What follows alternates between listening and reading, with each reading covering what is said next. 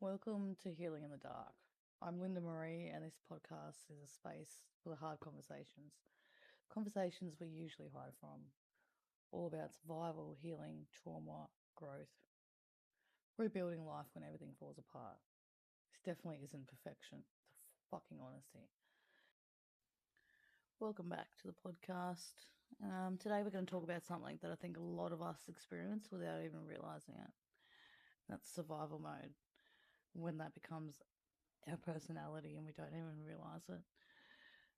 Not the kind of survival mode that kicks in for a few days or a few weeks after something difficult happens, but the kind that slowly becomes your normal way of living.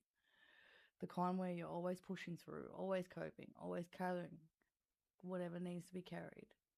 You keep going because you have to, and after a while it becomes so familiar that you stop noticing it. You stop asking yourself whether you're okay, you stop questioning whether there might be another way to live.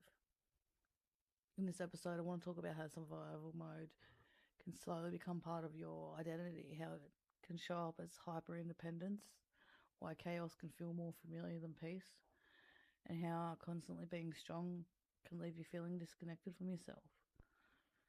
I'll also be sharing some of my own experiences and reflections on what this has looked like for me, how it's affected my relationships, my mindset, and my ability to ask for help.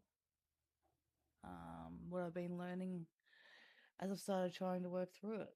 I think one of the hardest things about survival mode is eventually it stops feeling temporary. It becomes who you are. You stop questioning it. You become the strong one, the independent one, the one who always figures it out, the one who keeps functioning no matter how exhausted, overwhelmed, or mentally drained you are. And unfortunately, after a while, people start seeing you as strength.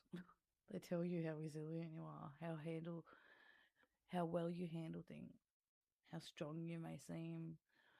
But what they don't always see is what's happening underneath. The constant pressure, the exhaustion, the feeling that everything, like holding everything together while quietly falling apart inside. I honestly don't think I realized how deep into survival mode I was until I started trying to heal.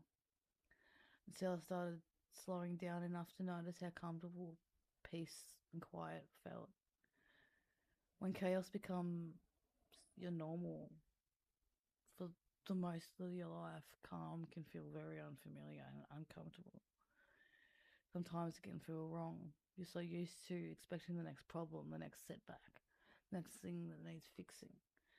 When things are quiet, you don't know what to do with yourself. And that's when I started realizing that survival mode wasn't just something I was going through, it was a part of who I had become.